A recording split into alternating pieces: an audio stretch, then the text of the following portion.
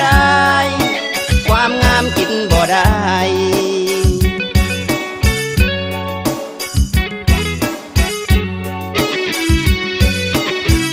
ด้วยเกือบเหียนและขาทรงขาดคนอยู่รอตลาดกัดแขวสู่สนเกิดมาฐานะยากจนต้องตากแดดทนฝนสาวมองมืนกระตามสร้างความงามกินบ่ได้ความงามกินบ่ได้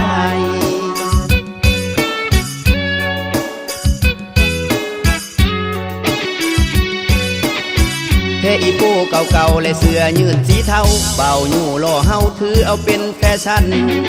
พวกมีเงินหมื่นเงินพันช้อปปิ้งตามห้านสาวสิงสั่งกะตามสร้างความงามกินบ่ได้ความงามกินบ่ได้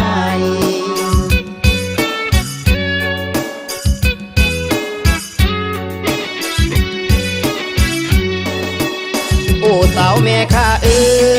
ยเจ้าผู้ขาวอาจลาดหนุ่มอยู่ล่อทรงขาดบ่อาจเตื้อมปองไม้คนจนคนรวย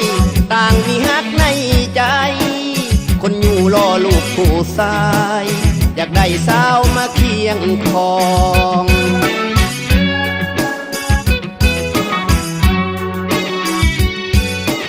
ด้วยกล้ามแขนเก้ากึ่งเหือไหลย่อยหน้าผากซีบนี้ขอฝากมอบกายเป็นทาสาด้วยเหือแห้งที่ไหลอาบหน้าสุบเลี้ยงกันดาให้สุขสำราญความงามก็สำคัญกินบ่ได้ก็สร้างมัน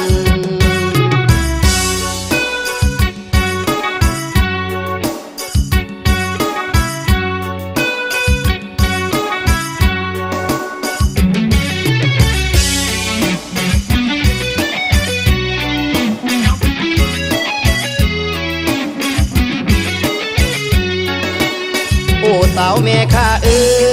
ยเจ้าผู้ขาวอาจลาดหนุ่มอยู่ล่อทรงขาดบ่อาจเตื้อมปองไม้คนจนคนรวยต่างมีฮักในใจคนอยู่ล่อลูกผู้ชายอยากได้สาวมาเคียงคอง